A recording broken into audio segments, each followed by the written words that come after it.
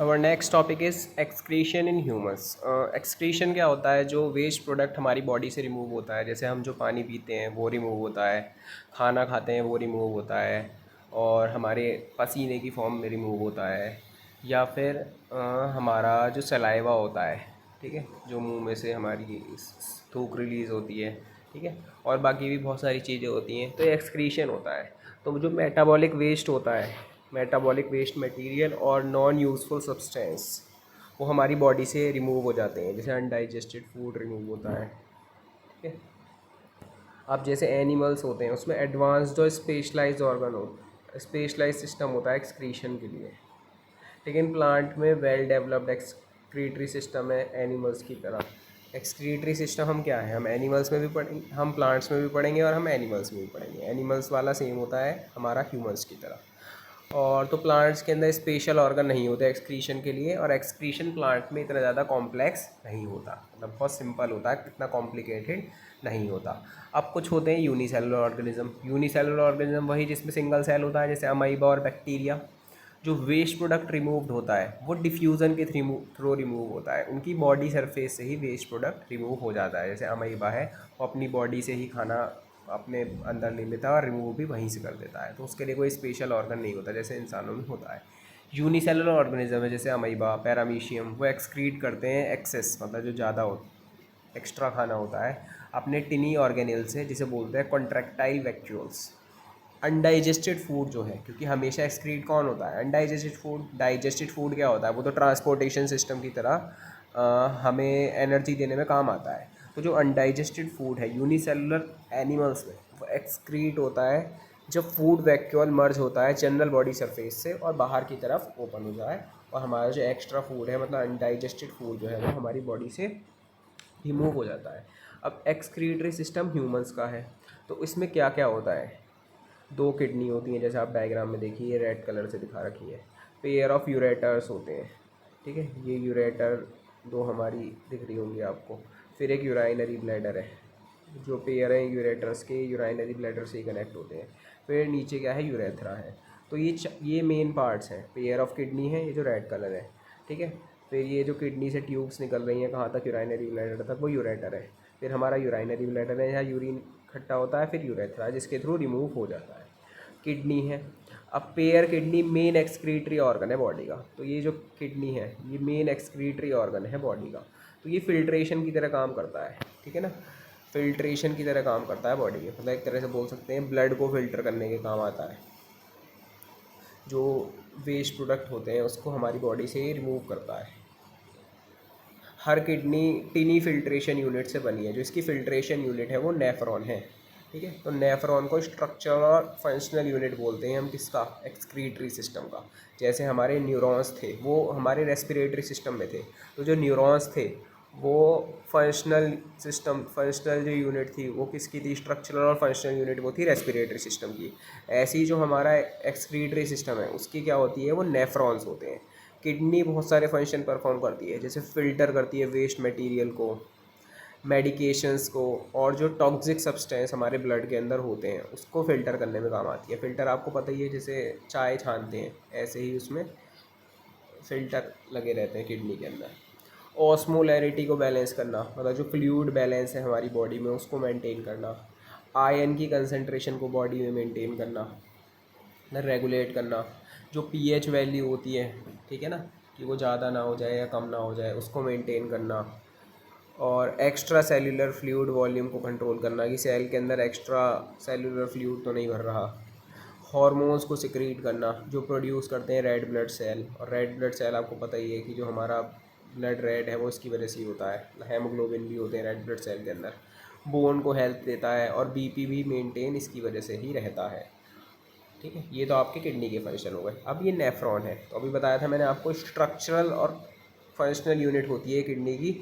हर kidney में millions of nephron होते हैं, एक नहीं दो नहीं, मिलियंस। 1 मिलियन में आपको पता है 10 लाख हैं, तो मिलियंस बोल रहा है, पता नहीं कितने लाख होंगे। और ये हमारे नेफ्रॉन के दो पार्ट होते हैं, एक होता है मेलपिगियन बॉडी और एक होता है रेनल ट्यूब्यूल। ये जो मेलपिगियन बॉडी है ये कप लाइक स्ट्रक्चर से बना है, जिसे बोलते हैं बोमेंस कैप्सूल। क्या बोलते हैं? बोमेंस कैप्सूल, जिसके अंदर बहुत सारी कैपिलरीज होती हैं, जिसे हम बोलते हैं ग्लोम्युलस। अभी हम तो ऐसे ही रीड कर रहे हैं, अभी नीचे इसका डायग्राम देखेंगे।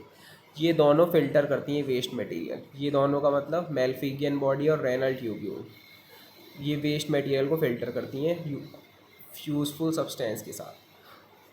और जो हमारा रेनल ट्यूब्यूल है, इसमें रीजन्स होते हैं, जिसे बोलते हैं प्रॉक्सिमल कॉन्वोल्यूटेड ट्यूब्यूल। ये लूप होता है हेनले और डिस्टल कॉन्वोल्यूटेड ट्यूब्यूल का। ये रीजन एब्जॉर्ब करते हैं बैक यूज़फुल सब्सटेंस को, किसके अंदर, ब्लड के अंदर, और फिल्टर करते हैं वेस्ट सब्सटेंस को। तो जो यूज़फुल चीज़ें हैं वो तो ब्लड के अंदर चली जाती हैं, और बाकी क्या होता है, ठीक है, जो बेकार चीज़ें हैं वो वेस्ट के थ्रू निकल जाती हैं। जो आउटपुट है नेफ्रॉन से, जो नेफ्रॉन का आउटपुट होता है वो होता है यूरिन, ठीक है ना।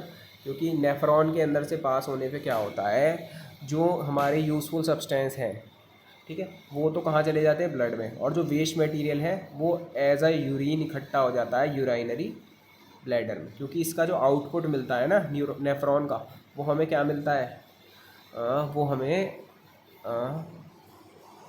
यूरिन मिलता है। अब जैसे ये ट्यूब्यूल है, ठीक है, आपको ये डायग्राम दिखाई दे रहा होगा, ये ट्यूब सी है, ठीक है।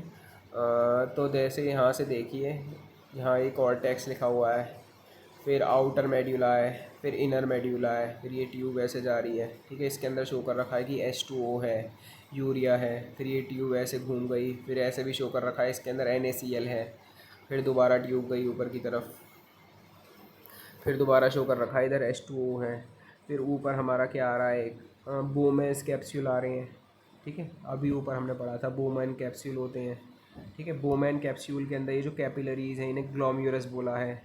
और बोमेंस कैप्सूल से लेफ़्ट साइड में एक है एफरेंट आर्ट्रियोल, एक है एफिरेंट, AFF वाला है, और एक EFF वाला है, ठीक है ना। तो ये नेफ्रॉन का स्ट्रक्चर है।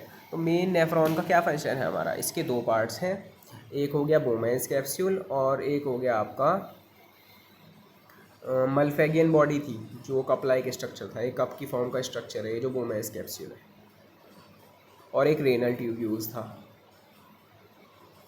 ठीक है ना। रेनल ट्यूब्यूल्स में क्या था, ये एब्जॉर्ब कर लेते थे, किस चीज़ को एब्जॉर्ब कर लेते थे, जो यूज़फुल सब्सटेंस है उसको वो ब्लड में दे देते थे, और जो बेकार की चीज़ें हैं उनको रिमूव कर देते थे। एक तो जैसे ये नेफ्रॉन ही हो गया, फिर ये दूसरा ट्यूब इस तरह से बना रखी है जिसमें इसमें HCl दिखा रखा है और NaCl दिखा रखा है, इसे वैसा रेक्टा बोल रखा है। तो ये बस नेफ्रॉन है कि इसके थ्रू सेल टाइप होते हैं, और हमारा यूज़फुल मटेरियल को क्या करता है, ये एक तरह से फिल्ट्रेशन में काम आता है ब्लड के, जो हमारा क्या होता है, किडनी होती है, ठीक है। और इसके जो स्ट्रक्चर और फंक्शन यूनिट है वो क्या होते हैं, नेफ्रॉन होते हैं। तो नेफ्रॉन क्या है, एक तरह से हमारे ये सेल दिखाई दे रहे हैं आपको, और मिलियंस होते हैं, एक नहीं होता। तो इसके अंदर से पास होके तो हमारा जो क्या होता है, जो यूज़फुल सब्सटेंस है वो तो हमें मिल जाते हैं, ब्लड के अंदर चले जाते हैं, और जो बेकार सब्सटेंस है वो एज अ यूरिन, इसका जो प्रोडक्ट है वो मिल जाता है। और यूरिन आपको पता है एक तरह से वेस्ट होता है।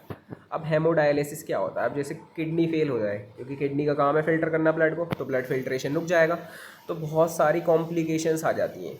और कंपेंस इस सिचुएशन में टेक्नोलॉजी यूज़ की जाती है, उसे बोलते हैं डायलिसिस। उसमें एक मशीन फ़िल्टर का इस्तेमाल किया जाता है, क्योंकि आपके जो किडनी है उसने फ़िल्टर करना बंद कर दिया, वो अब कुछ छान नहीं रही है, वो ब्लड को प्योरीफाई नहीं कर रही है, तो आपको एक चीज़ आर्टिफिशियल किडनी का इस्तेमाल करना पड़ेगा, जिसे बोलते हैं डायलाइज़र। आपने सुना भी होगा, लोग डायलिसिस कराने जाते हैं, ठीक है ना। तो वो किडनी का डायलिसिस होता है। इसमें क्या होता है, जो एक्सेस वाटर और सॉल्ट होता है हमारी बॉडी में, उसको रिमूव किया जाता है, ताकि अदर इलेक्ट्रोलाइट्स बॉडी में बैलेंस रहें, कि आयंस टाइप भी होते हैं, और वेस्ट प्रोडक्ट निकल जाए। जो ब्लड होता है बॉडी से उसमें रिमूव किया जाता है, और बहुत सारी ट्यूब से पास किया जाता है सेमी परमिएबल मेम्ब्रेन की। और डायलाइसेट फ्लो जो होता है अदर साइड में मेम्ब्रेन के, जो इम्प्योरिटी निकालता है मेम्ब्रेन से।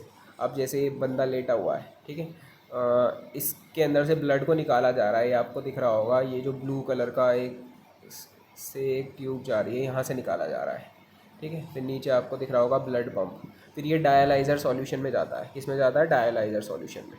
ये सेमी परमिएबल मेम्ब्रेन होता है इसमें।